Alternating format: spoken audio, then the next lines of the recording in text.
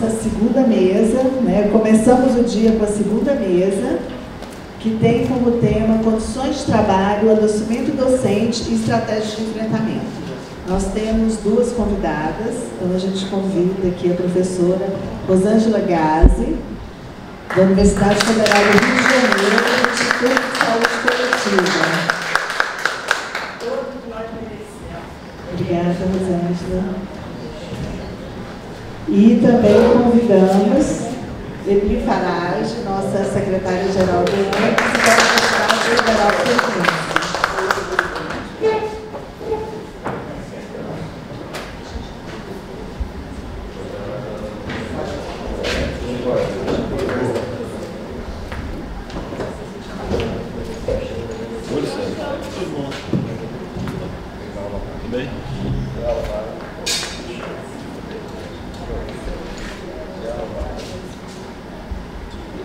A gente vai começar então com o Emily, que terá 40 minutos. Tem muito tempo.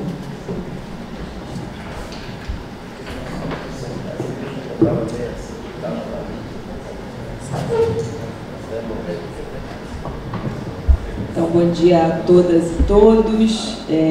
Primeiro, agradecer o convite da coordenação do GT para estar aqui nessa mesa. É um prazer estar novamente aqui em Campina Grande, essa cidade que surpreende, né? Todo mundo vem do Sudeste para o Nordeste, acho que todo o Nordeste é quente o tempo todo, né? Então chega aqui, vê fresquinho, surpreende a gente. Então é muito bom estar aqui novamente. Prazer estar aqui na mesa com a Rosângela, com a Jaque, para a gente fazer um pouco o debate aí. Bem, a parte que me cabe nesse latifúndio aqui dessa mesa não é para falar sobre a saúde, né? Porque essa é a praia da Rosângela, né? Então eu vou falar mais sobre a questão das condições de trabalho e de alguns dos elementos que a gente vem identificando nesse tempo aí de sindicato, que são elementos das nossas condições de trabalho que acabam levando ou impulsionando o adoecimento docente, né? Primeiro, que me parece que esse não é um debate muito fácil da gente fazer. Ele parece que ele meio que estrutura o nosso fazer profissional, mas reconhecer isso nos parece que está entre um dos nossos desafios, né?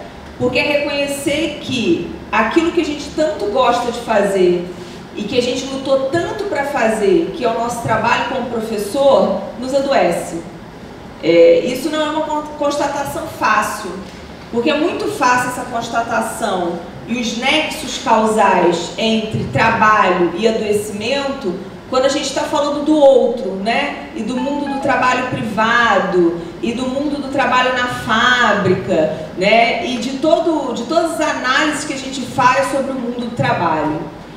Talvez um dos nossos desafios seja identificar que esses elementos que permeiam o mundo do trabalho, a reestruturação produtiva, a reorganização do trabalho, também estão dentro do nosso fazer profissional, também estão dentro da universidade. Portanto, esse é um pressuposto. A universidade ela não paira, mas ela é fruto das relações sociais e ela vai sofrer todas as consequências das transformações no modo de produção capitalista, desde aquelas consequências que impõem uma reestruturação na organização do Estado, até as determinações do capital para a reorganização do mundo do trabalho. Então, esse é o primeiro pressuposto. O segundo pressuposto da nossa análise é pensar que nós somos trabalhadores e que, como trabalhadores, nós, professores, estamos imersos nas mesmas consequências das transformações do mundo do trabalho, com as especificidades que cabem a esse local de trabalho, assim como todas as outras áreas do mundo do trabalho também têm as suas especificidades. E talvez uma das especificidades mais preponderantes, no nosso caso, seja o fato de nós sermos funcionário público em sua maioria, né? Não somos uma categoria de funcionários públicos, mas aqui vamos pensar a questão das condições de trabalho, do adoecimento docente no âmbito das nossas instituições de ensino, que hoje no Sindicato Nacional são instituições de ensino públicas, né? E isso uma questão que nos requer algumas reflexões. Por quê? Porque, a priori, quando a gente fala das transformações do mundo do trabalho, do processo de reestruturação produtivo, nós estamos falando de transformações. Deve ter alguém perdido aqui, ó. Alguém que está aqui no curso. Nós estamos falando, e a maior parte dos autores centra sua análise no mundo do trabalho privado e não no mundo do trabalho estatal, público. E nos parece que esse é o elemento que precisa de mais ganchos, né? Acho que o livro do Ricardo Antunes, o penúltimo livro dele, eu estava falando do último até semana passada, ele acabou de lançar um outro livro, né?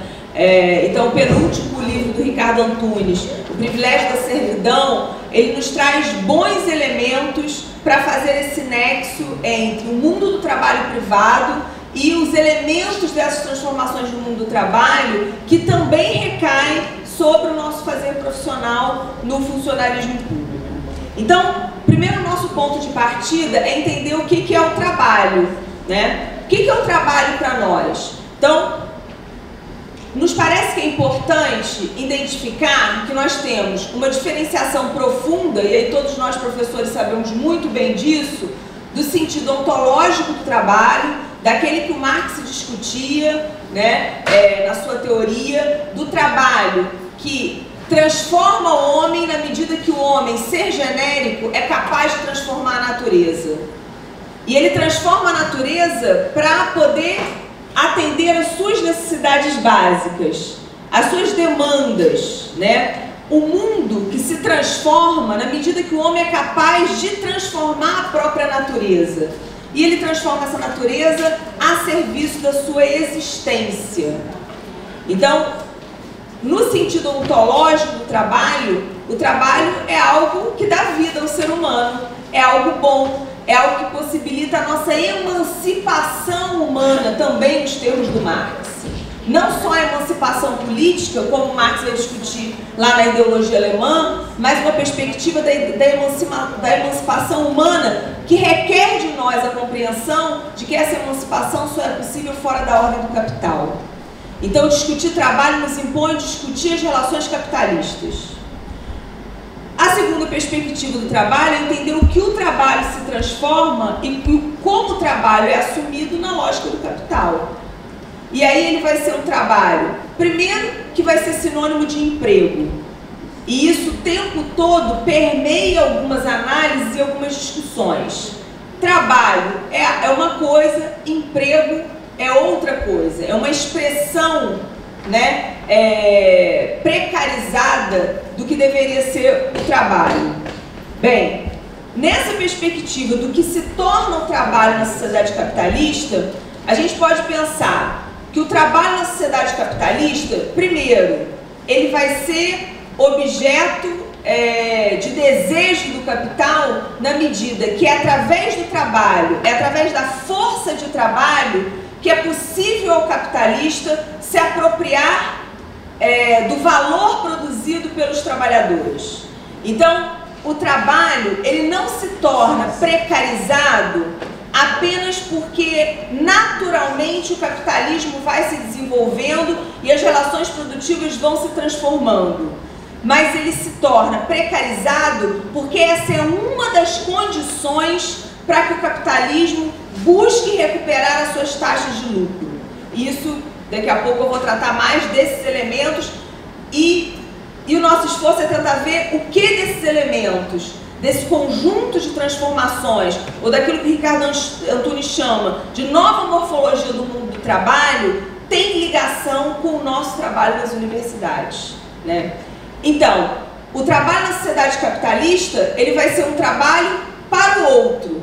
Então, produzimos socialmente e a riqueza produzida socialmente é apropriada privadamente. E aí uma porção de gente vai levantar e vai falar assim, tá vendo como não tem nada a ver com a universidade? Porque na universidade a gente não produz privadamente. E o nosso patrão não se apropria da nossa força de trabalho para arrecadar lucro, porque o nosso patrão é o Estado. Por isso, as transformações do mundo do trabalho não podem ser analisadas na perspectiva do espaço público. E nos parece que esse é um grande engano, né? Porque muitos desses elementos das transformações do mundo do trabalho, eles estão presentes, visíveis e ativos nas transformações do trabalho também no âmbito do Estado. Então, o trabalho que ele precisa ser apropriado para poder aumentar as taxas de lucro do capital. Só que aí, quando a gente pensa o trabalho e a função do trabalho na sociedade capitalista, é necessário que a gente pense o estágio que nós vivemos no capitalismo. E que estágio é esse que nós vivemos no capitalismo? Um estágio de uma crise superestrutural do capital. Uma crise que não é uma crise só do Brasil, mas é uma crise do mundo. Uma crise que vai exigir que o capitalismo se reconfigure para que ele continue capitalismo. E ao se reconfigurar, ele vai exigir reconfigurações no âmbito do Estado, que nos afeta, e no âmbito do mundo do trabalho, que também nos afeta. E aí a gente começa então a fazer os links dessas transformações do mundo do trabalho com o setor público. Bem, uma crise internacional do capital que vem ao longo das 3 últimas décadas impossibilitando que o capitalismo recupere as suas taxas de lucro. E como nas suas transformações cíclicas do capital e nas tentativas cíclicas de saída da crise do capitalismo, o capitalismo desde a década de 70, da crise que tem início na década de 70, que se aprofunda, por exemplo, na América Latina em 2008, ele não consegue recuperar as suas taxas de lucro, ele tem que lançar mão de alguns elementos para impor uma reestruturação, tanto no mundo do trabalho quanto na organização do Estado. Então, primeiro, é necessário que o Estado se reorganize e ele busque se desonerar. O que a desoneração do Estado tem a ver com as nossas condições de trabalho? Tudo. Na medida que o Estado busca se desonerar, ele vai tentar diminuir aquilo que eles consideram gasto e que nós consideramos investimento. E eles vão fazer isso a partir de alguns elementos. Primeiro, a privatização de todas as políticas públicas e sociais. Isso inclui a educação. A mercantilização dos direitos sociais. E isso também inclui a educação. A necessidade de apropriação privada do fundo público. E isso também inclui a educação. Esses elementos vão ter rebatimentos reais no nosso fazer profissional. Como que eles vão ter rebatimentos reais no nosso fazer profissional? O que já está no cotidiano das nossas universidades? Primeiro, as parcerias público-privadas, que é um elemento que hoje é um elemento constituinte das nossas universidades. Segundo, a terceirização. Terceirização que é sinônimo de precarização. Não existe terceirização sem precarização. Terceiro, as privatizações clássicas e não clássicas, como é o caso da EBSER, da Empresa Brasileira de Serviços Hospitalares, ou da FUNPRESP, né? Então, alguns desses elementos já fazem parte do nosso mundo do trabalho. Na medida que se busca uma desoneração do Estado, vai ter que se atacar aquilo que estrutura o serviço público. O que é estruturante do serviço público? Investimento público e carreira pública. Por isso a nossa carreira, ela é alvo de ataques constantes. Porque é necessário uma desestruturação da nossa carreira e da carreira dos técnicos administrativos, como uma das formas de tentar desonerar o Estado. O que a gente vive na maior parte das nossas universidades? Nas federais a gente tem uma certa homogeneidade na lógica de funcionamento. Nas estaduais nós temos uma diversidade nessa lógica de funcionamento. Mas, por exemplo, se a gente pegar as estaduais, nas federais, o que nós temos? O mundo do trabalho terceirizado no que tange aos técnicos administrativos, com uma reestruturação da carreira dos técnicos administrativos, que levou à extinção de um conjunto de cargos administrativos que hoje nós naturalizamos como comum os terceirizados. Então a gente entra numa universidade federal como essa daqui e todo o serviço de limpeza é terceirizado, toda a segurança é terceirizada e uma parte dos técnicos administrativos são terceirizados. E parece que sempre foi assim.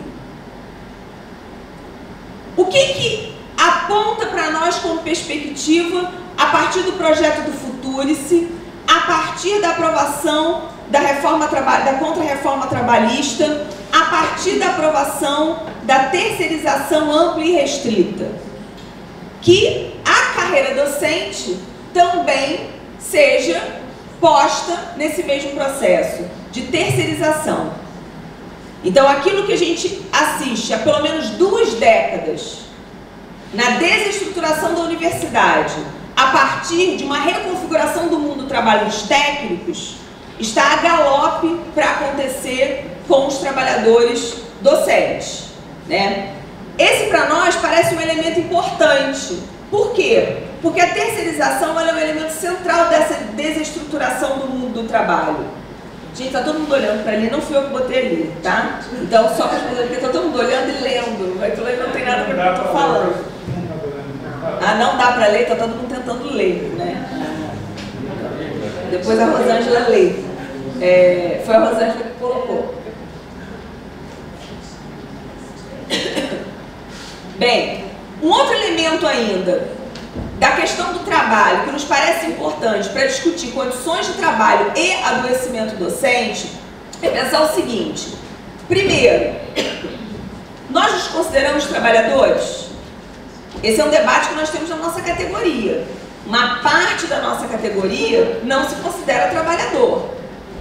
Bem, não se considerar trabalhador não tem consequência apenas na perspectiva de que ele não assume, quer dizer, não se considerar trabalhador tem várias consequências. Primeiro, é o não reconhecimento de que nós fazemos parte da luta de classes e que na luta de classes nós estamos em um campo, que é o campo dos trabalhadores.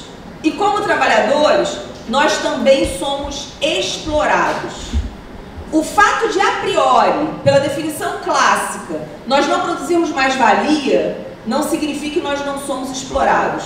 Porque todo trabalho no capitalismo é explorado.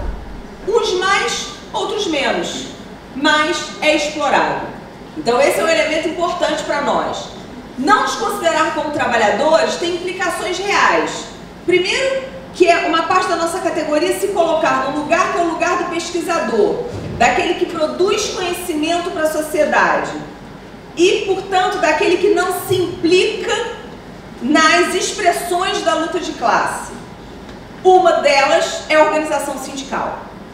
Por isso nós temos tanta dificuldade de sindicalizar trabalhadores, docentes.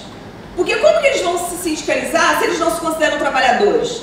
Se sindicato é uma coisa para operário, peão de fábrica. Se ele, docente, não precisa do sindicato.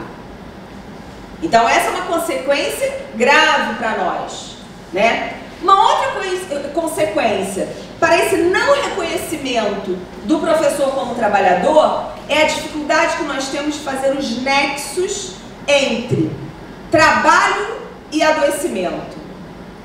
Se eu não me considero trabalhador, eu não me considero explorado.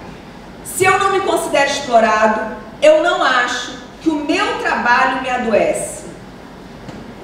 E aí nós temos uma dificuldade imensa de fazer um mapeamento do adoecimento docente das nossas universidades. Se a gente for no setor de saúde das nossas universidades, a gente vai ver que os técnicos administrativos entram muito mais com pedido de licença do que nós professores. Por quê? Porque a gente sempre dá um jeitinho. Se a gente não está conseguindo andar numa semana e não pode dar aula, a gente fala com o nosso chefe de departamento e pede para alguém nos substituir. E semana que vem, quando a dor estiver um pouquinho menor, a gente vai, depois de uma semana de antibiótico. Quando a gente começa a adoecer por causa da voz, a gente vai dar aula mesmo sem voz. Ou como eu brinco com os meus alunos, eu dou aula até com 40 graus de febre. Eu brinco com eles, eu dou aula com 40 graus de febre. Vou vir sempre, não vou faltar nunca. Né? Eles morrem de rir. Esse é um processo que a categoria vive de dificuldade de reconhecer que o trabalho adoece, né? E de registrar esse adoecimento. Depois eu vou falar de alguns casos, de algumas expressões disso no nosso cotidiano. Bem, então nós temos dois elementos importantes. Um, que é o não reconhecimento da nossa condição de trabalhador, nos dificulta ou dificulta a organização da nossa categoria enquanto trabalhadores, enquanto classe, o que permeia a nossa ação sindical. Dois, dificulta o levantamento, inclusive, daquilo que adoece a categoria, porque o próprio trabalhador não se reconhece adoecido pelo seu trabalho e, portanto, não registra esse processo. E eu falei só os elementos da doença física, não estou ainda falando dos elementos das doenças psíquicas, que são talvez mais intensos, mais difíceis de identificar e mais drásticos, né, nas nossas condições de trabalho.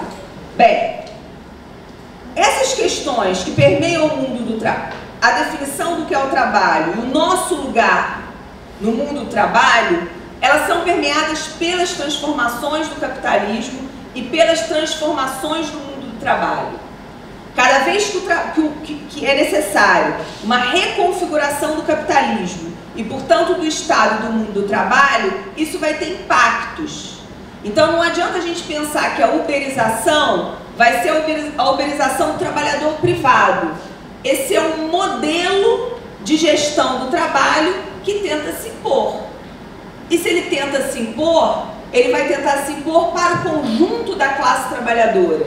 E mesmo que a gente não se reconheça, a gente, não nós que estamos aqui, né? Porque a gente se reconhece trabalhador, mas com a parte da nossa categoria não se reconheça como trabalhador, essas imposições recaem sobre nós da mesma maneira, né? Porque se o fato de não nos reconhecermos trabalhador nos livrasse das imposições, das transformações do mundo do trabalho, estava bom, mas não adianta. Não nos reconhecer trabalhador não nos retira. Pior, porque nos retira da luta e das possibilidades de enfrentamento e de resistência, que é onde a gente vai tentar acabar aqui nessa fala, né? Então é exatamente isso, é ainda pior. A gente recai sobre nós as consequências e a reação, o enfrentamento, ele é mais difícil, né? Bem, como que fica a universidade nessas transformações do mundo do trabalho? Bem, primeiro é importante que a gente marque algumas questões sobre a universidade e sobre a particularidade brasileira. A universidade no Brasil, ela tem particularidades. Particularidades, assim como o próprio desenvolvimento capitalista no Brasil tem particularidades, como já dizia o Florestan Fernandes. E a gente não pode entender a universidade fora dessa particularidade brasileira. E que particularidade é essa? Primeiro, a gente está vendo aí um levante na América Latina por diferentes motivos, né? Nos países, Chile, Equador, Bolívia, Costa Rica, que está sendo pouco divulgado no Brasil, mas Costa Rica está em plena greve das universidades públicas, porque lá já começou um processo de privatização das universidades públicas já faz um tempo, e eles agora querem intensificar a privatização das universidades públicas, e todas as universidades públicas do Chile hoje estão ocupadas com greve docente e greve discente, para tentar barrar o avanço da privatização das universidades. Saiu uma matéria, inclusive, anteontem, no Antes, falando da América Latina, e tem uma partezinha sobre a Costa Rica. Então nós estamos vivendo um momento de ebulição na América Latina. É importante que a gente pontue que o processo da universidade no Brasil, ele é um processo um pouco diferente da América Latina. Primeiro, nós tivemos uma universidade nessa estrutura, nesse sentido de universidade absolutamente tardia no Brasil. Então, obviamente, como consequência do próprio desenvolvimento capitalista, mas essa é uma particularidade da América Latina como um todo, mas nós temos as particularidades brasileiras. Então, uma universidade que se desenvolve muito tardiamente, né, no Brasil. Segundo, uma universidade que ela se forma no modelo que é um modelo distinto da América Latina. onde na América Latina a gente tem a imagem das grandes universidades nacionais. O Brasil não se forma e não estrutura a sua rede de ensino superior a partir do modelo das grandes universidades nacionais. Ao contrário, nós nos formamos a partir de uma rede de universidades que já nasce pulverizada em alguns casos. Como a gente vem falando, quando discute, por exemplo, a multicampia, é que essa é uma realidade do nascedouro de algumas universidades, em especial as universidades estaduais, que em muitos casos já nascem multicampo. E, obviamente, esse modelo de estruturação da rede de ensino superior pública vai ter consequências também para a organização do nosso trabalho, vai ter consequências para o nosso fazer profissional. Então, esse é um elemento importante quando a gente pensa a universidade. Uma outra coisa importante é que a universidade ela se estrutura na perspectiva de, trazer modernização para o país. Segundo, obrigada, Cunha, produzir conhecimento e avançar na produção do conhecimento. Esses são alguns dos objetivos centrais da Constituição do ensino superior.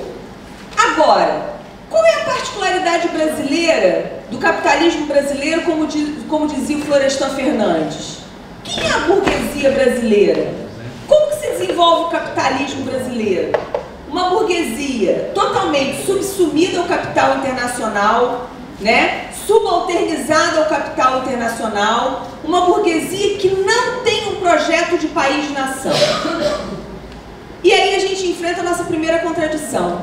Se as universidades nascem com o objetivo de estruturar o conhecimento dos países, levar a modernização, produzir conhecimento na perspectiva de um país-nação, um país e que não tem projeto de nação, a universidade fica em que lugar?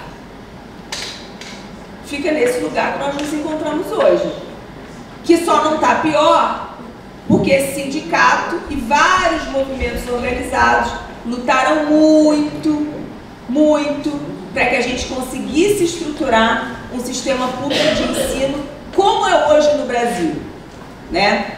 Bem, esse modelo de universidade, ele vai ter implicações para nós, implicações importantes. E aí,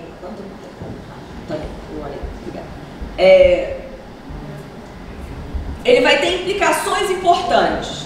E aí eu quero falar um pouco desses rebatimentos nesse segundo momento agora, desses rebatimentos para as nossas condições de trabalho e para o adoecimento docente, né? Primeiro, nós temos uma universidade o tempo todo subordinada aos interesses do capital, como não poderia deixar de ser. Nem educação paira nas relações sociais e muito menos a universidade. Esse foi um equívoco, inclusive, grande de uma área da educação, quando achava que a educação tinha autonomia em relação às relações sociais, né? E, na verdade, a educação ela é uma expressão das relações sociais, portanto, é uma expressão da luta de classes.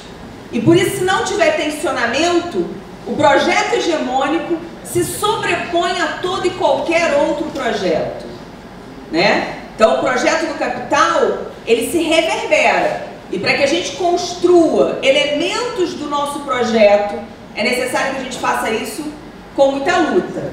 Essa universidade, que vai ser o tempo todo tensionada pelos interesses do capital, é uma universidade que vai se formando e sucumbindo a quê? Primeiro, há uma pressão pela intensificação da produção. Eles vão falar assim, poxa, não é nossa obrigação produzir? E aí tem uma diferenciação importante entre produção e produtivismo. É óbvio que faz parte do nosso fazer profissional produzir coisas relacionadas ao nosso fazer profissional, que nós defendemos a partir da Constituição, do artigo 17 da Constituição e do projeto de universidade que o Antissindicato Nacional defende, que está lá no artigo 2, que seja uma produção do conhecimento pautado no tripé ensino, pesquisa, extensão e pautado no princípio de uma educação pública, gratuita, de qualidade, laica e socialmente referenciada. Então aí a gente já não está falando de qualquer conhecimento. Qual é o conhecimento que nós achamos que a universidade tem a obrigação de produzir? O conhecimento que sirva para o desenvolvimento social, que melhore as condições de vida da humanidade. E não o conhecimento que vai ser apropriado privadamente pelas empresas e vai servir como mais uma mercadoria no mundo. Mais uma universidade que esteja a serviço do desenvolvimento social, né? Bem, então, qual é a diferença entre produção e produtivismo? O produtivismo está pautado em quais elementos? A responder o quê? Ao desenvolvimento da sociedade? Não. Nos parece que a imposição do produtivismo é pautado pelo modelo elitista e meritocrático que pretende se impor à universidade. O modelo que vai ter como eixos centrais as grandes agências de fomento e que vão determinar o que nós devemos produzir, como nós devemos produzir e quanto nós devemos produzir, inclusive para estarmos em determinados lugares na nossa universidade. Então, em boa parte das universidades públicas hoje, para os docentes e as docentes poderem estar nos programas de pós-graduação, eles têm que ter um nível de produção, que eles chamam. Como disse a minha coordenadora no começo do mês passado, cada professor tem que produzir tantos pontos. Então, o nosso trabalho é pontos. Quantos pontos? Só que vejam, esses pontos não são determinados por nós. Então, aquilo que nós consideramos que seja estruturante do tripé ensino, pesquisa e extensão, geralmente não pontua para as grandes agências de fomento. Então, não é só pontuar, é pontuar naquilo que as agências determinam que tem que ser pontuado. Isso tem como consequência o quê? A competição entre os professores. A gente compete nos nossos departamentos. A ideia da solidariedade, da construção do conhecimento que é socialmente referenciado e é coletivo. A produção coletiva do conhecimento fica cada vez mais distante da nossa realidade, dos nossos espaços de trabalho. 2, vai levar ao adoecimento docente. Por quê? Porque alguns professores acham que o mais importante de estar na universidade é ser reconhecido como um pesquisador e não como um trabalhador. E para um pesquisador, você tem que estar na pós-graduação. Porque pesquisador que se preze está na pós-graduação, segundo a lógica meritocrática desse modelo de universidade. Então, isso vai nos levar a adoecimento. Que tipo de adoecimento? Um conjunto de doenças que parece que tem outros tantos motivos que não trabalham. Então, o estresse, a depressão e uma dificuldade de identificar a depressão. E mais, uma dificuldade de identificar a depressão como consequência do espaço de trabalho. Ora, a gente tem uma pressão para a gente ir todo dia para a universidade. Olha que a gente ainda não bate ponto, hein, pessoal? Que a hora que chegar o ponto, se a gente der bobeira, isso vai ficar como é agora para os técnicos. Um parêntese da gravidade do que significa o controle do trabalho, né? Essa imposição do controle exacerbado do trabalho. Porque não é que nós não defendamos que o nosso trabalho tem que ser público e explícito, porque nós somos funcionários públicos. O que nós somos contra é essa exacerbação do controle do trabalho. Os técnicos administrativos das universidades federais, em quase todas, se não em todas, hoje estão batendo ponto, né? Consequência imediata que nós tivemos agora no dia 2 e 3, no dia da greve da educação. Em várias universidades, por conta da solicitação dos técnicos, não se fecharam prédios, porque eles tinham que bater o ponto, senão eles iam ter que compensar 2 dias de trabalho. Então, a minha escola, por exemplo, a Escola de Serviço Social da UF, quando a Assembleia Docente delibera greve, a diretora de unidade manda um comunicado para todo mundo falando: a escola estará fechada dia tal e tal por conta da greve docente. Foi a primeira vez que a escola não fechou. E não fechou, apesar de todos os professores terem aderido à greve e às mobilizações, a pedido dos funcionários, porque eles tinham que bater o ponto deles. Então, isso tem repercussões na nossa ação sindical, na nossa organização, enquanto organização autônoma dos trabalhadores, né?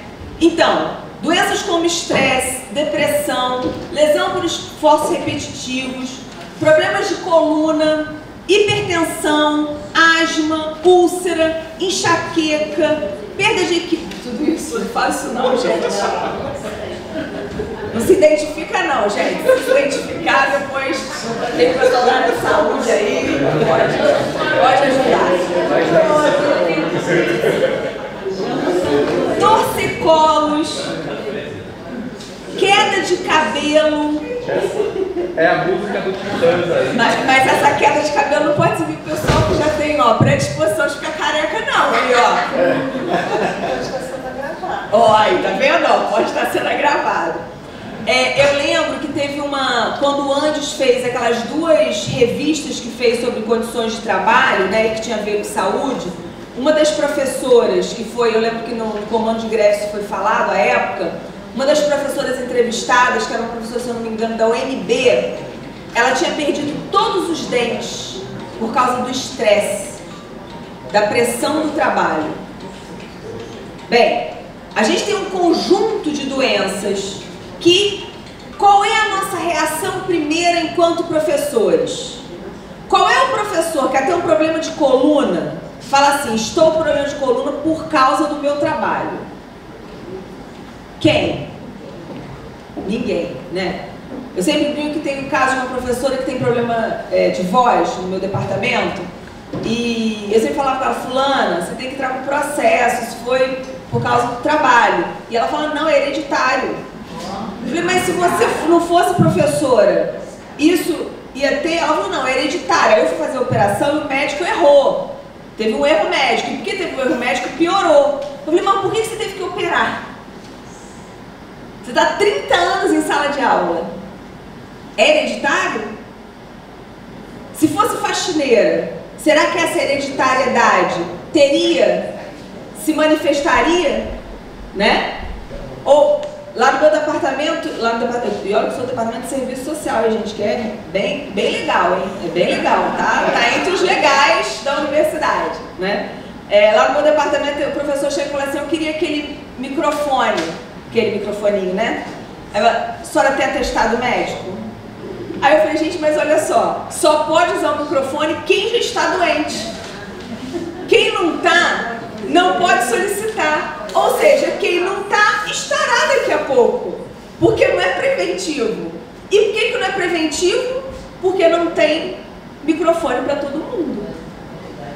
E se não tem microfone para todo mundo, tem que priorizar quem já tem atestados que precisam do raio do microfone. Vejam só como que é. Isso tem a ver com a precarização das nossas condições de trabalho.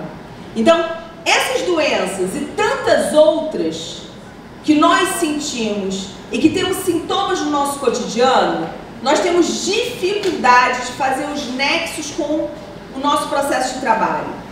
Dificilmente um professor consegue enxergar que a sua coordenadora de pós, falando para você que você tem que produzir não sei quantos pontos por ano, que isso é um elemento de estresse.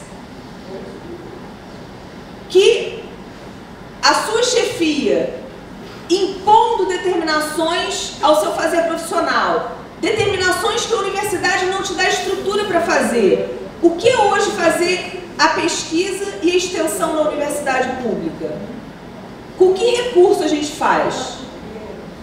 Com o nosso, né? Porque a gente não tem mais recurso para fazer ensino e extensão na maior parte dos lugares. Ou mais, como a gente... E como que nós, professores, vamos dando jeitinhos para nos acomodar na situação de precariedade. Então, não tem mais dinheiro para trazer professores de fora para as bancas de mestrado e doutorado, a gente faz como? Por Skype ou por parecer. Isso é um empobrecimento da educação pública que nós defendemos. Isso é uma precarização das nossas condições de trabalho. E vejam, tem imposições, que são imposições institucionais. Por quê? Porque as bancas não podem ser só dos professores da casa. Porque as agências de fomento proíbem. Mas as agências de fomento não garantem o deslocamento de outros professores. Então quem tem que dar o jeito? Nós, professores. Né? É mais aluno pagando isso dos professores, ou universidade. Eu recebi um convite de uma aluna para participar de uma banca no interior de São Paulo. Eu aceitei, beleza. Daí, 15 dias ela entra em contato comigo. Professora, a senhora prefere a senhora comprar sua passagem ou eu compro? Eu falei, eu comprar a passagem ou você? Não entendi. Eu falei, não entendi. Ela falou, não, porque eu que vou pagar a vinda da senhora. Então a senhora pode, se a senhora quiser, a senhora paga e eu reembolso, ou eu te compro, a senhora fala o horário, eu compro. Eu falei assim, eu não posso ir para uma banca que o aluno vai pagar minha passagem. Então vejam, eu não fui, obviamente, alguém foi, e não estou nem criticando quem foi, não. É óbvio que na minha condição, ainda mais sindicalista, não tinha a menor condição de eu ir, não estou criticando quem foi. Mas esse é um problema. É um problema estrutural. E como que nós vamos enfrentar esse problema? Né? Então, vai ser o aluno pagando para deslocar o professor, é o professor pagando para fazer extensão com seus recursos, no seu carro, ou pagando a passagem do aluno, pagando toda a estrutura dos projetos de extensão. Então, essa é um pouco a realidade do que a gente vive. Aliado a isso tudo, o que nós temos? Nesta conjuntura de intensificação da precarização do trabalho, nós temos o assédio moral e, em alguns casos, o assédio sexual. Então, se intensifica nos nossos espaços socioocupacionais o assédio. E aí, eu sempre brinco que é o seguinte, às vezes as pessoas fazem assédio, elas não têm noção que elas estão fazendo assédio. O primeiro departamento que eu entrei na UF era o departamento de um campus fora de sede, do campus do interior. E na primeira conversa que eu tive com a minha chefe, à época, ela falou, aqui tem uma regra. Eu falei, qual é a regra?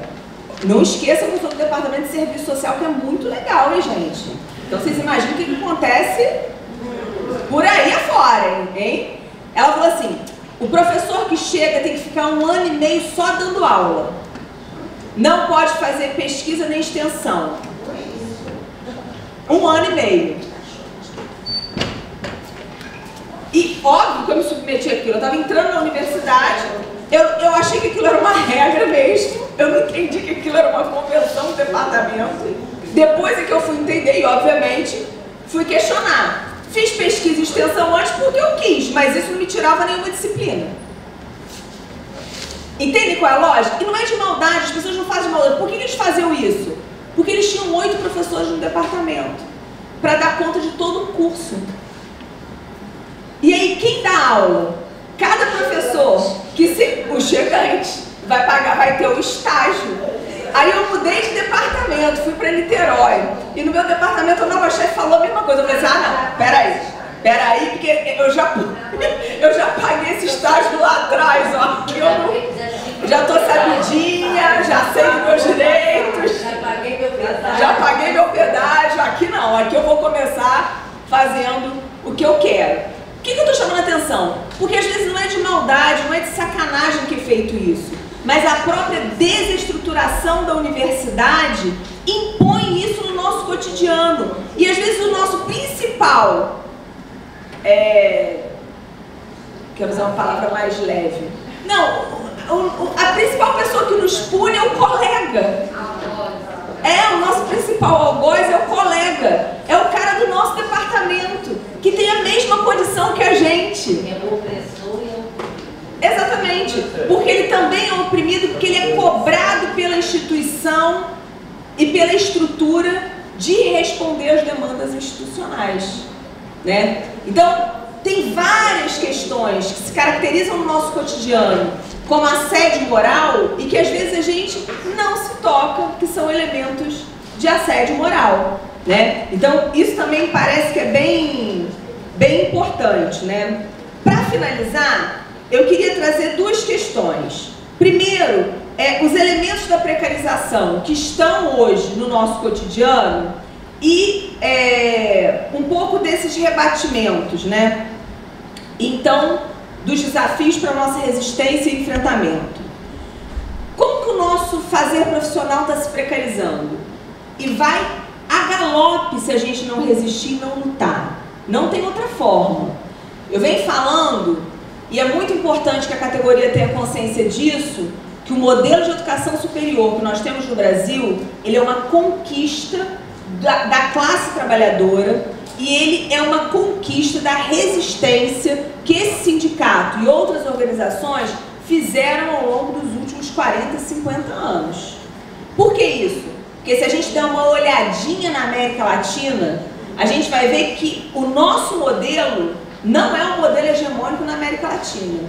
Em quase todos os países da América Latina se cobra algum tipo de mensalidade nas instituições públicas de ensino, né? Na maior parte da América Latina, nós não temos carreira docente estruturada. Se a gente pegar a Argentina, né? Na Argentina, menos de 17% dos professores são dedicação exclusiva. Num país que a entrada é universal. O que significa não ter professor de dedicação exclusiva? Significa não ter universidade assentada no tripé ensino, pesquisa e extensão. Peguem a revista que nós lançamos anteontem, lançamos online e vamos lançar física no Congresso do Andes. Educação Superior na América Latina, com um artigo de 8 países diferentes. Se a gente tirar o nome dos países, parece que é o mesmo processo, mas não é só uma aparência. Por que não é só uma aparência? Porque o que acontece na América Latina são as determinações dos organismos internacionais, Fundo Monetário Internacional, Organização Mundial do Comércio, Banco Mundial para a educação na América Latina. Eles vão impor que na América Latina a educação tem que ser uma educação terciária e por isso ela pode ser uma educação precarizada, aligeirada. Isso está nas determinações do Banco Mundial para a Educação Superior na América Latina. E é muito importante para nós, talvez esse seja um dos nossos principais desafios, entender que é um projeto de ataque à educação pública, né? Imposto por aquilo que a Kátia Lima chama dos organismos coletivos do capital, que nós temos que resistir. Resistir para quê? Para evitar algo que já está nas nossas universidades. Parceria público-privada. Não é o Futuros que vai impor a parceria público-privada nas nossas universidades. Elas já estão aí andando à solta. O que são as fundações de direito privado das nossas universidades? Né? Terceirização, que também já faz parte da realidade das nossas universidades. Professor voluntário. Mais de 20 editais abertos só nas universidades federais para professor voluntário. E não se iludam não acha que é aqueles alunos nossos da pós-graduação que tem que fazer estágio em docência. Não é isso, é professor para substituir a ausência de concurso. É professor para pegar turma regular de graduação. 20 editais que nós fizemos o levantamento para professor voluntário nas nossas universidades. Privatização clássica e não clássica, seja através da parceria público-privada, das organizações sociais ou de modelos como o da EFSER, que segundo o ministro, é um modelo do Futurice, né, gente? Então, tudo podia ser pior e piorou, né? Ensino à distância. Ensino à distância como modalidade, que é um dos pressupostos da educação terciária, mas o ensino à distância no ensino presencial, que possivelmente vai ser uma das imposições desse novo modelo de contra-reforma da educação para suprir a ausência de concursos, né? Congelamento de progressões e promoções já é uma realidade em várias universidades estaduais. E naquela perspectiva, não só de apropriação do fundo público do capital, mas da necessidade de rebaixar os nossos salários, eu acabei não falando isso, né? De uma combinação necessária que o capitalismo precisa fazer de superexplorar a força de trabalho. Então é combinar intensificação do trabalho que nós vivemos. Não é só a iniciativa privada que vive intensificação. Nós temos o trabalho intensificado. Na medida que a gente não tem professor o suficiente nos nossos departamentos, nós temos que dar conta. Não é só da sala de aula, é de toda a burocracia institucional, é da pesquisa, é da extensão.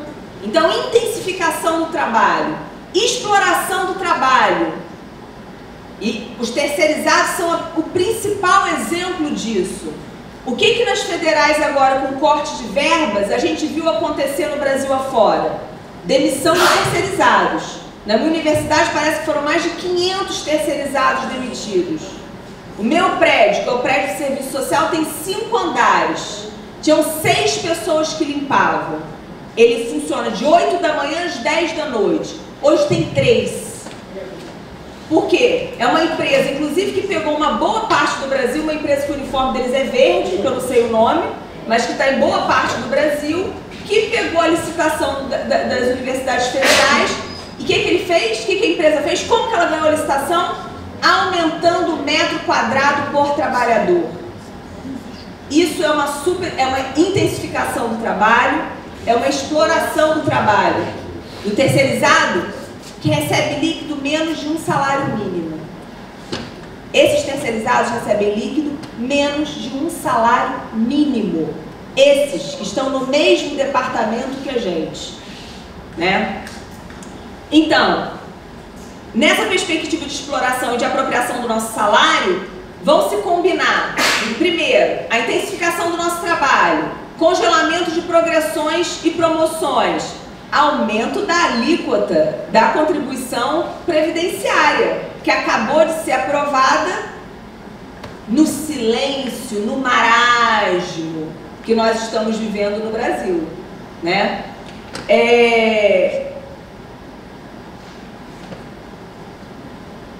E aquilo que o Ricardo Antunes vem chamando de uberização dos professores. Essa perspectiva do professor, do trabalhador, que é chamado só quando a gente precisa, parece ser um modelo para gestão que tem a ver com a reforma trabalhista do trabalho intermitente, né? Então, a ideia de um trabalhador que vai estar à disposição, mas ele só recebe pelas horas trabalhadas. Então, nós, funcionários públicos, podemos nos safar disso por enquanto. Mas qual é a perspectiva de contratação dos nossos colegas? Como que vão ficar os nossos departamentos? Como que são os hospitais universitários que aderiram ao EBSER hoje? 4, 5 modelos de contratação. Alguns, inclusive, que nós, sindicato docente, nem podemos chegar. Como nós não podemos chegar nos terceirizados, porque nós podemos... Quer dizer, podemos chegar, não podemos sindicalizar e organizar os terceirizados. As novas modalidades de contratação de professores vão ser como? Eles vão fazer parte da nossa categoria? Os esquemas da burocracia, será que também não pretende atingir a organização sindical? Exatamente, vem aí a reforma sindical. Bem, então, nos parece que é necessário que a gente pense, para ir finalizando, primeiro, e vou deixar uma provocação porque não vai dar tempo de eu falar. Será que isso tudo que a gente está falando das condições de trabalho e do adoecimento docente acontece no sindicato? Isso vai ficar como questão para nós, para a gente discutir em outro momento, lá no GTPFS, o quanto que a atividade sindical também adoece os professores e professoras que se dispõem a assumir essa tarefa.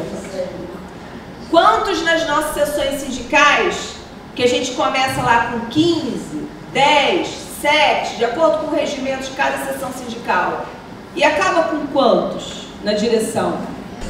Esse processo de adoecimento não está desvinculado dos processos do sindicato. E é importante que em outro momento a gente também pense nisso, né? E que a gente pense, então, que qual é a nossa possibilidade de resistência e de enfrentamento a essa situação? Primeiro, nós temos hoje uma dificuldade imensa por conta da dificuldade do professor se reconhecer professor, por conta da dificuldade de fazer os nexos causais entre trabalho e doença, de fazer o levantamento real das nossas condições de trabalho e de adoecimento. Hoje nós temos uma dificuldade real de fazer isso nas universidades. Então, ter precisão nessas informações seria um importante elemento para que a gente possa fazer enfrentamento a esses ataques e aos desmontes. Segundo, pensar que a saída não é individual, mas ela é coletiva. E que ela passa, para nós, trabalhadores do serviço público e das universidades, primeiro, em revogar a Emenda Constitucional 95. Sem orçamento não tem política pública de qualidade estruturada. Então, não tem emenda parlamentar, não tem desbloqueio, não tem nada que dê conta da estruturação de um serviço público de qualidade que não nos adoeça. Então, isso tem que estar na nossa meta, né? Segundo, intensificar a nossa organização coletiva. Enquanto nós, trabalhadores docentes, acharmos que a saída para o meu mal-estar é individual, é eu pedir para um colega cobrir a minha aula, é eu ficar uns diazinhos afastados e depois eu voltar e repor as minhas aulas, a gente não vai conseguir fazer do enfrentamento ao adoecimento docente e as precárias condições de trabalho uma luta que seja uma luta coletiva e que se enraize na nossa categoria. E comunicar isso para nós é fundamental, porque hoje, mesmo aqueles que não se consideram trabalhadores e que se acham pesquisadores das universidades, também estão sofrendo as consequências da precarização das nossas condições de trabalho. Então não tem ninguém fora disso. Como que a gente vai dialogar com esses professores? Como que a gente vai convocar esses professores e essas professoras a tornar essa luta uma luta coletiva? Aquilo que para nós passa necessariamente pelo fortalecimento do sindicato, né? Acho que é isso. Obrigada.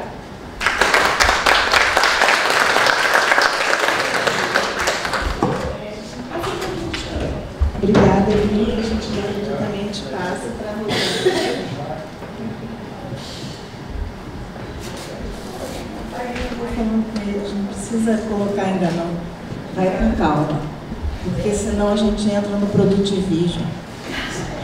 Bom dia.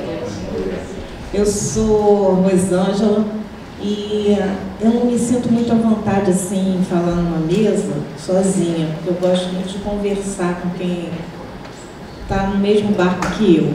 Então eu vou provocar algumas vezes.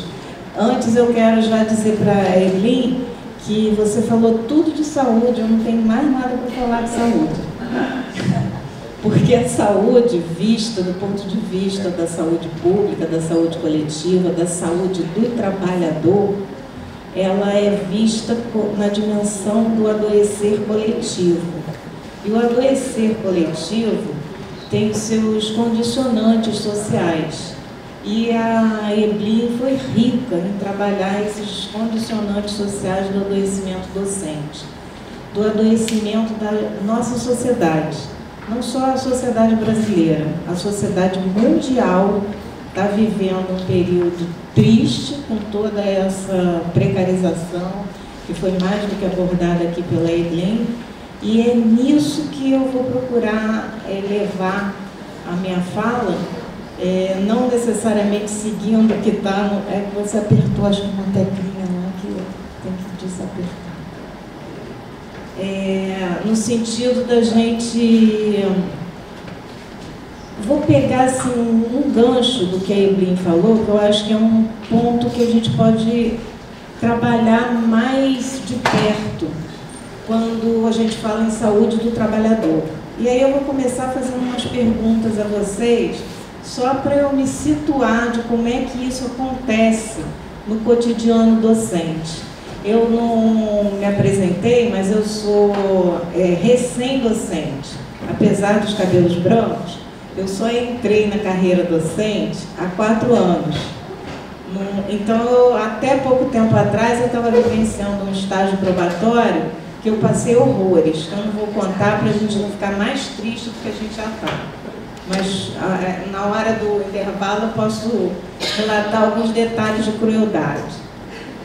Mas eu sou médica de formação, me formei em 79, estou completando 40 anos, trabalhei como médica clínica, me encantei pela saúde pública 10 anos depois, fiz um mestrado em epidemiologia, doutorado em saúde pública e aqui estou agora como docente.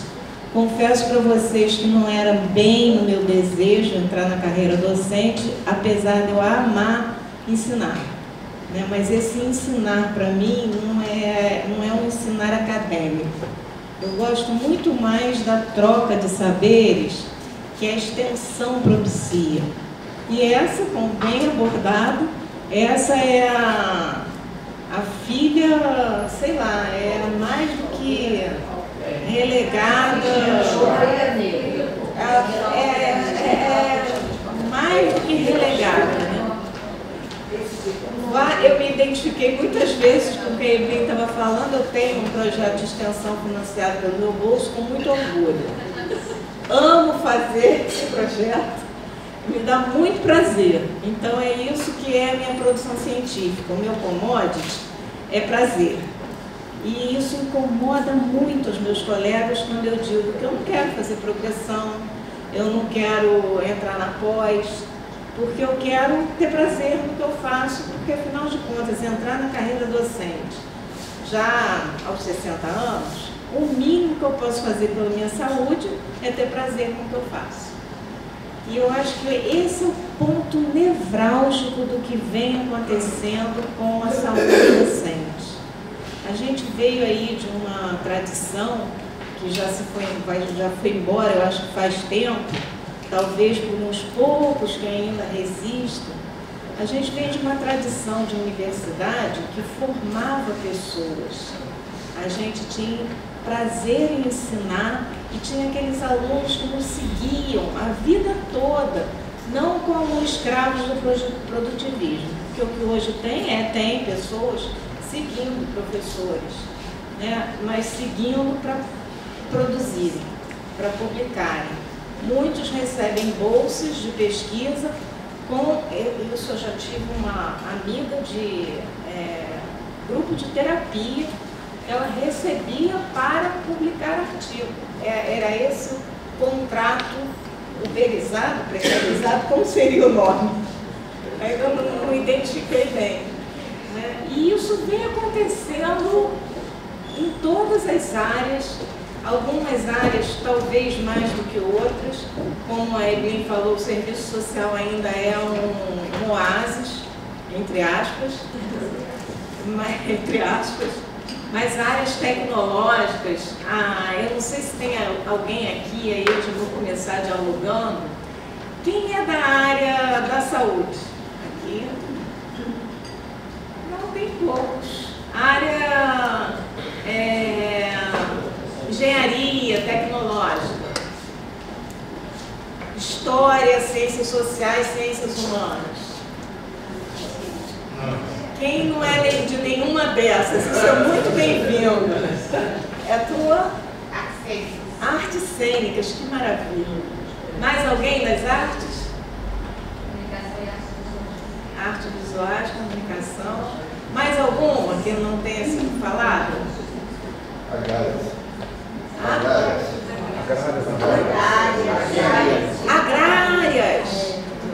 Bem diferente. Mais alguma?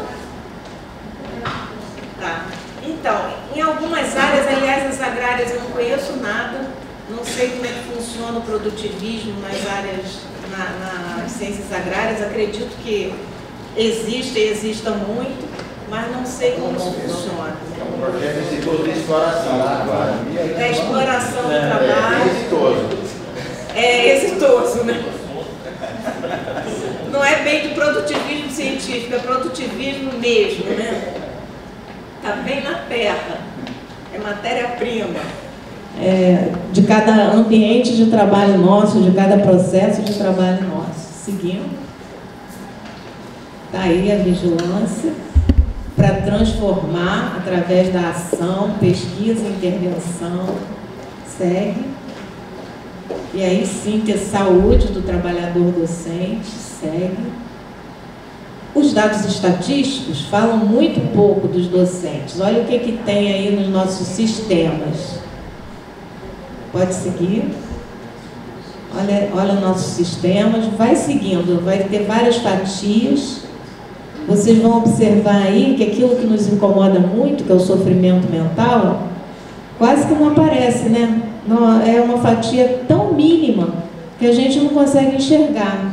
As Lerdort ainda são um pouquinho mais, aí incluídas as hérnias de disco, né? Então, docente para o nosso sistema de informação epidemiológica, o SINAM, Sistema de Agravos de Notificação, e transtornos mentais é um agravo de notificação compulsória, a gente não encontra.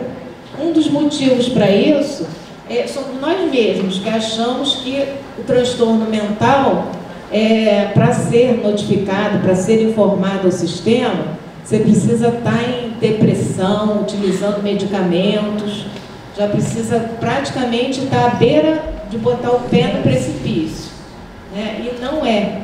Né? A notificação é do suspeito. E outra coisa também, a gente acha que em notificando, o colega vai ficar sabendo, no nosso caso, que muitas vezes a gente tem vergonha de dizer que está deprimido, ou que tentou se matar, ou que pensou em se matar. Né? Há muita vergonha em relação a isso. Estar com dor no pé, a gente pode dizer que está com dor no pé, mas dizer que está deprimido é vergonhoso para o professor. Vai trabalhar porque está com dor no pé. Pois é, né? A gente está com dor no pé, tem que ir trabalhar com dor no pé. A gente está com tristeza, tem que ir trabalhar com tristeza e vir para os alunos e animar os alunos. Apesar de tudo isso estar acontecendo, é o superpoderoso professor que a gente introjeta esse papel. E notificar é preciso, para que esses dados apareçam aí.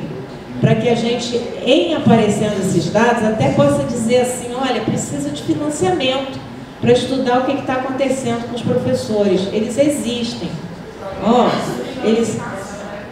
Muita subnotificação.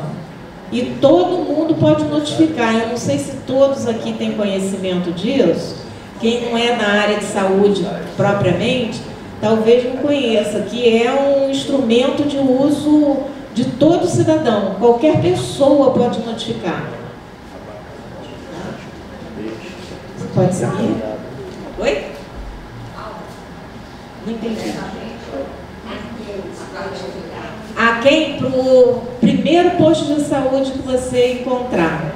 E os formulários, a gente até pode pensar em divulgar isso via sindicato, é uma estratégia. Os formulários são disponíveis pela internet. Então, isso é uma coisa importante. Você falou uma coisa mais importante ainda. Todo mundo sabe onde encontra os formulários de imposto de renda, não é? E também vão fazer imposto de renda por aplicativo, agora em celular, né? Mas notificar não. Notificar em papel, notificar a gente não conhece os formulários. O que é para a saúde não aparece, não tem recursos, os dados não conversam um com o outro. A Receita Federal conversa nossos dados um com o outro. Maravilha! Para eles existem. O Ricardo Antunes e a Lucy Brown, vou pegar uma cola aqui da Evelyn, tem um artigo sobre a sociedade dos adoecimentos, que eles colocam isso, né? A ideologia que tem por trás do ocultamento das notificações. A subnotificação como uma estratégia do capital. Vale a pena conhecer isso. Ela não é uma questão técnica, não é porque fulano deixou de notificar. Existe uma ideologia perversa na subnotificação que a gente não se dá conta. É a Sociedade dos Adoecimentos. Eu não sei se é exatamente esse o nome, mas eu posso... Mas é Ricardo Antunes Lucy Brown, com N. Aliás, ela é uma grande pessoa para ser trazida para a nossa luta. Ela esteve ano retrasado no encontro do CIAS, do Sistema de Atenção Integral à Saúde do Servidor. Então, vale a pena trazê-la para junto. Ela é dessa luta mais antiga, com a indústria metalúrgica, ela trabalha no ABC. Então, vale a pena aí. Mais um pouco do que os dados estatísticos não mostram, porque tem esse dado, essa distribuição. Esses dados estão disponíveis também, através do observatório. Tem um link, vocês vão ficar com esse material, vocês podem entrar e vocês mesmos olharem. Pode seguir. Mais dados que não dizem respeito, isso é só dos transtornos mentais, mas como vocês veem aí, isso é um dado, uma série histórica, mas como vocês veem, só pelo total aí, está muito aquém, isso é todos os trabalhadores, porque não tem disponível informação por ocupação, porque os dados não informam isso. Olha a intenção de esconder. Seguindo. E olha que eu procurei muito para trazer, inclusive, para cá. O nosso próprio sistema de atenção integral à saúde, ele mesmo está trabalhando de uma forma desvirtuada, principalmente a partir de 3, 4 anos atrás, para cá, está se trabalhando com essa questão, como vamos fazer cursos para ensinar aos trabalhadores como é que eles têm que trabalhar. Que eles estão assim, porque eles não usam EPI, mesmo quando a gente pede, né? Porque isso aqui, de certa forma, é um EPI.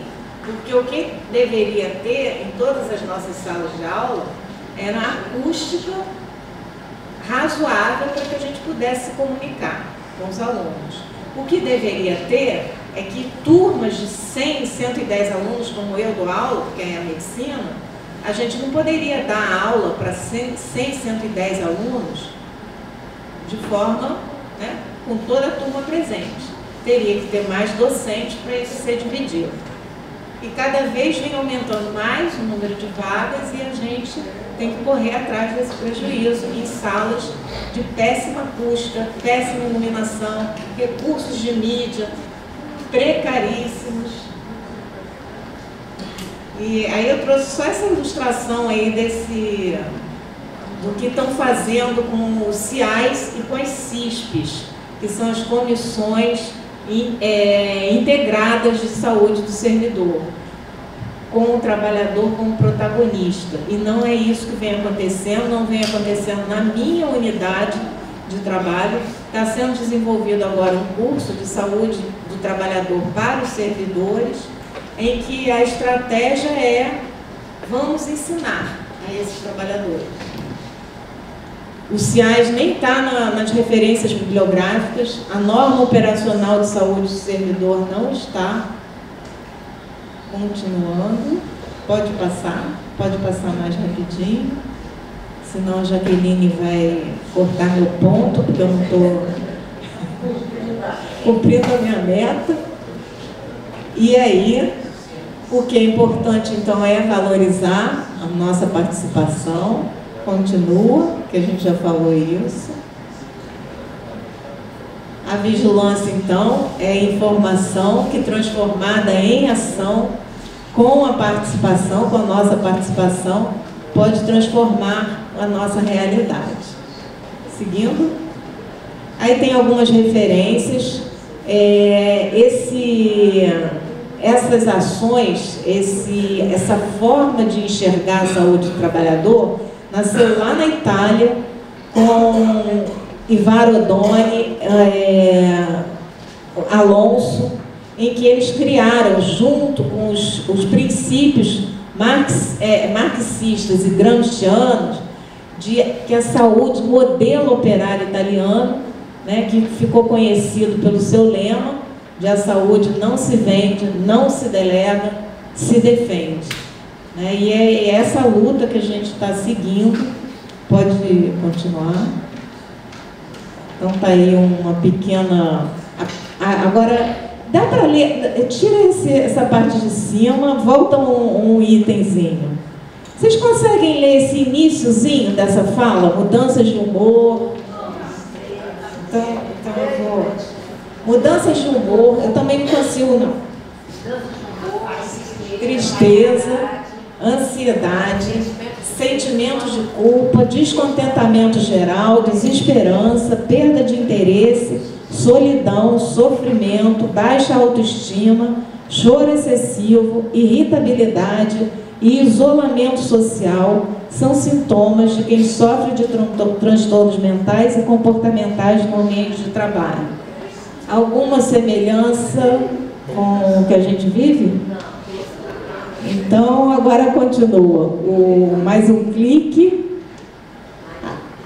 Mais um clique. Esse texto é do Luizinho, que está no nosso fórum sindical. É um pensador da saúde do trabalhador. Ele é metalúrgico, ativista sindical há mais de 40 anos. É uma pessoa fantástica. Ele tem me dado a mão com muita frequência, por conta desse meu caminhar. Já foi no IESC, já foi, fez um seminário com os alunos sobre assédio moral no trabalho. Ele, a representante do Sindicato dos Rodoviários e a presidente da CIST, da Comissão Intersetorial de Saúde do Trabalhador do Rio. Então, essas ações também são importantes para nos trazer mais firmeza na luta, né? Mais acolhimento na luta e firmeza e resistência. São pessoas que, nossa, eu diria que solidariedade está ali, né? Eles dão a mão mesmo. Tenham, assim, confiança nisso. Seguindo, eu vou ficar em pé, eu fico mais à vontade com as minhas hérnias de disco. Eu tenho 3. Elas surgiram depois, tá? Que eu comecei a trabalhar com docência. Não foi antes, não. Eu já tinha umas colunas tortinha, mas não tinha hérnia, né? Então isso é muito importante. Aliás, aproveitando essa minha lembrança das minhas hérnias, tem uma pensadora e um pensador antigos da saúde pública, Laurel e Noriega, quem é da saúde já deve ter lido. Eles dizem que quando uma doença não está relacionada ao trabalho, é exceção. Então a gente deve entender por que não é. Porque o trabalho permeia a vida de todo mundo, né? Desde sempre, desde que o homem é homem e começou a transformar os produtos, né? Começou a transformar matéria-prima em produto. Desde então, eu não sei se vocês tiveram oportunidade já de ver isso, existem estudos arqueológicos mostrando lesões por esforços repetitivos em bastante tempo, de coisa de 1000 anos, 2000 anos, já se mostra desgaste das articulações por conta, possivelmente, do trabalho. Fica difícil imaginar que não tenha sido isso. Ramazzini é o pai da saúde do trabalhador. A medicina do trabalho diz que ele é pai da medicina do trabalho, mas Ramazzini, tudo que ele escreveu era com o espírito da saúde do trabalhador. Ele ouvia o trabalhador para escrever tudo que ele disse no livro. Esse livro está disponível na internet, está aí na bibliografia, vocês podem ver. E o que a gente tem hoje é que melancolia, tristeza, depressão não estão aparecendo nos dados, E vital mesmo é a gente publicar, né? É isso que a Evelyn falou desde o início, eu não vou repetir, pode seguir. O que é vital mesmo é a nossa participação na luta. Seguindo. A tendência exponencial do suicídio não é só entre os docentes, isso vem acontecendo mundo afora, Brasil, um aumento de 3 vezes nesse período, que é de 15 anos, 16 anos, nessa conjuntura de precarização do trabalho. Esse texto também é do Ricardo Antunes e da Lucy Brown, é outro, mas também fala sobre essas questões, os docentes aí incluídos. Seguindo. Então, essa informação do Andes, eu não sei se ainda é a mesma, isso eu peguei em 2018, na página do Andes. Esse texto é da Caroline Lima, eu acho que vocês devem conhecê-la melhor do que eu, mas eu adorei e trouxe para um artigo. Esse artigo foi publicado com essa referência, é um artigo que fala sobre o fator de impacto como impacto na saúde docente, né, com impacto no sofrimento dos docentes, por conta da mercantilização, a produção commodity, as estatísticas de suicídio que estão impactantes. Seguindo, eu gostaria de ver esse slide sendo assim reproduzido em todas as conferências, seminários que as universidades vêm produzindo, né? Esse slide passou, merecia estar sendo divulgado mais amplamente. Aliás, se vocês quiserem, também podem disponibilizar isso no site. O produtivismo científico, então, que leva ao fator de impacto aos periódicos, que só eles é que ganham, a gente sabe disso. Esse sistema bibliométrico de avaliação, a preferência na obtenção de financiamentos, segue.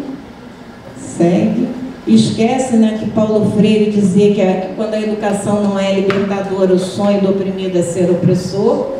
E isso é o que a gente vivencia quando o colega da gente diz que a gente não está produzindo. O que ele está dizendo é: eu agora deixei de ser oprimido, eu sou o opressor. Ele não está dizendo, né?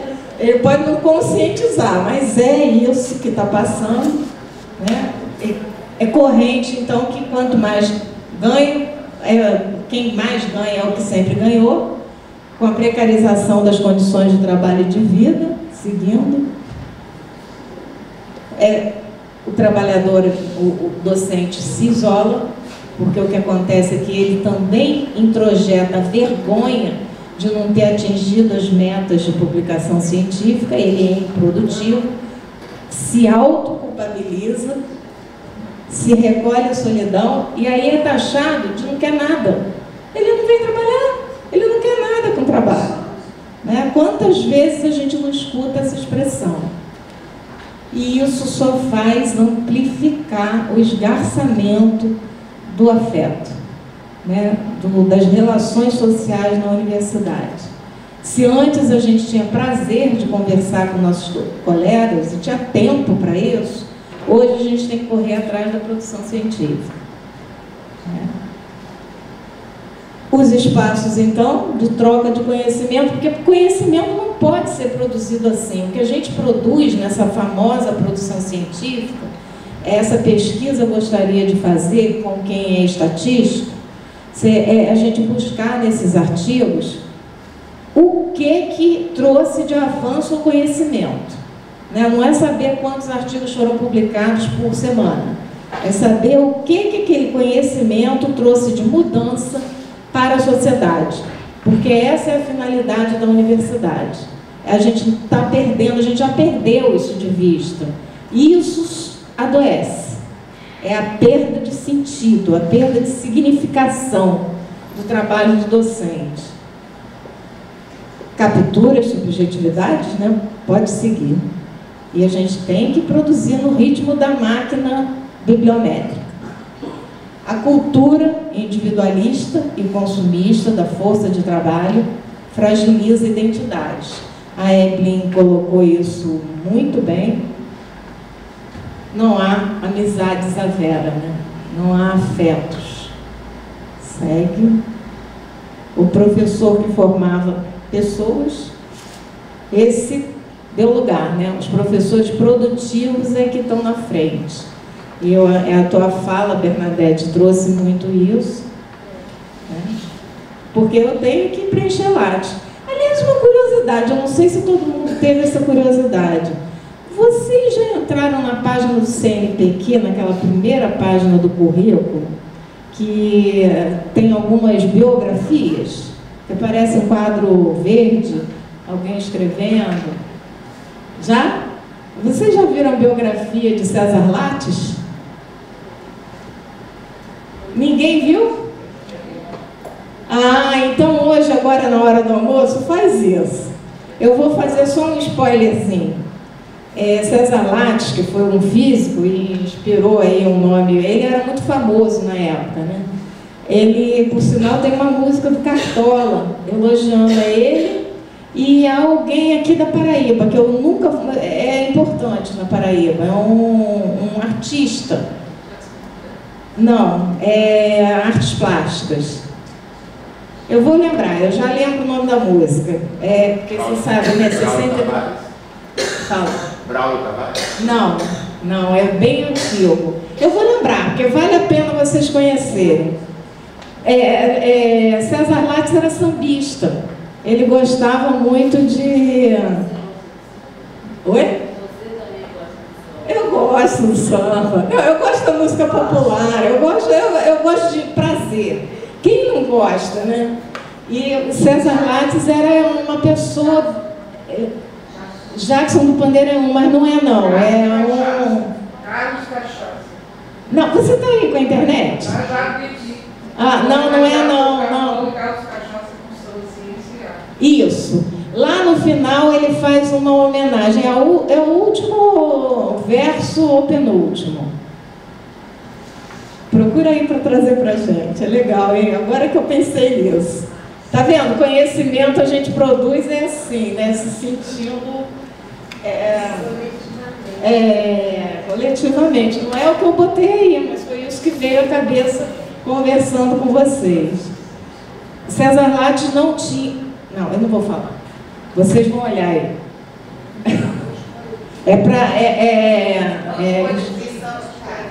Posso fazer o spoiler? Tá bom. César Lattes não tinha currículo. Ele passou a vida sem currículo. Quando ele faleceu, prestes a falecer, uma amiga dele fez o currículo dele. Disseram para mim que não foi por isso que o currículo Lattes se chama Lattes. Que era porque ele era muito famoso, ele foi um físico que quase ganhou o prêmio Nobel. Eu diria que ele não ganhou, aí é por conta da minha imaginação, tá? Que ele não ganhou porque... porque ele estava num grupo de pesquisa que quem ganhou foi o coordenador do grupo, mas a pesquisa foi ele que fez. Mas isso é a minha imaginação, tá? Pode ser paranoia, vocês não levem isso em consideração. Edita essa parte da fala. Pedro Américo. Pedro Américo não é da Paraíba, não é da Paraíba. Município de Areia. Foi ele que fez o... Ah, então. Município de Areia, no Brejo Paraíba. Viu? O Cartola diz assim: tu és meu Brasil em toda parte, renascenço na arte. Oventoso e altaneiros, homens que escreveram tua história e conquistaram tuas glórias. Recompensa como faz, quero desse povo mineiro, e viver glorificando os homens teus. Levados ao conteúdo dos grandes combates, pois merecem muito mais. Não queremos levá-los ao fim da altura, cientistas tu tens estrutura. E nesse rude poema desses povos vagos, assados como Pedro Américo e César Lattes. Eles eram conterrâneos, amigos de roda de samba, possivelmente. Agora, há uma controvérsia nisso, tá? Bom, já que você já falou, então eu vou continuar só um pedacinho. É que dizem que Cartola foi comissionado por Getúlio Vargas na fase do populismo getulista com os trabalhadores para escrever essa música. Pode até ser. Não vamos dizer que isso não tenha acontecido. Continuando. Juro que eu já estou terminando. Mas é que isso não dava para perder. Você me perdoa, né, Jaqueline? Não, não perdoa, não. Continuando. Bom, de tudo que a gente está falando está na organização do trabalho, o adoecer e morrer. Continua. Continua. Né? Então é aí que a gente vai precisar atuar. Continua. Continua. A gente já falou. Continua. Continua. Isso é o link para o fórum. Continua. E aí, para fechar, uns apontamentos, né, de as questões principais do que a gente abordou. Continua. Ressuscitar o senso de pertencimento de classe, porque hoje a gente está cada vez mais lutando pelas metas. Reposicionar a produção de conhecimentos como valor científico e não commodities. Reformular parâmetros, critérios e metas de produção científica, porque a gente é que estabelece esses parâmetros, né? O oprimido, quando se torna opressor, coordenador da pós-graduação e participa das reuniões, dos encontros da CAPES e CNPq, ele mesmo cada vez estabelece metas mais impossíveis de cumprir. Então somos nós mesmos que fazemos esse jogo do capitalismo. Seguindo, valorizar os alunos como sujeitos de ensino e futuros docentes, promover a inclusão, a acessibilidade, continua, e incluir a arte, a gente já fez, a literatura, a música, a poesia, a dança, a relação com a natureza, a solidariedade, continua, pode ir. Esse quadro é para a gente fazer uma reflexão, ele é da Djanira, a Memória do Seu Povo, é uma exposição que estava, eu acho que já terminou no Rio, na casa de Roberto Marinho. Esse quadro retrata Cristo no Pelourinho e eu trouxe porque eu fiquei muito impactada quando eu vi esse quadro na exposição. Mas uma coisa que eu acho que é interessante observar aqui, né? Tem um escravo sendo açoitado por um outro negro, provavelmente um negro que já estava alforreado e passando da posição de oprimido para opressor, e ao redor várias pessoas passando completamente alienadas ao que estava se passando, e as diversas igrejas, né? A gente vê as cúpulas das igrejas ao fundo. Qualquer semelhança com a nossa realidade presente não é mera coincidência. Seguindo, finalizando, eu só vou repetir o que a Evelyn falou aqui diversas vezes, que a gente precisa mesmo retomar a universidade como produtora de conhecimentos, com a sociedade organizada para a sociedade. Eu queria agradecer muito a paciência de vocês, agradecer a Jaqueline por não ter tirado o microfone da minha mão. Mas eu acho que a gente podia, né? Eu acho que a gente merece até ter esse tempo para fazer essas reflexões. Muito obrigada.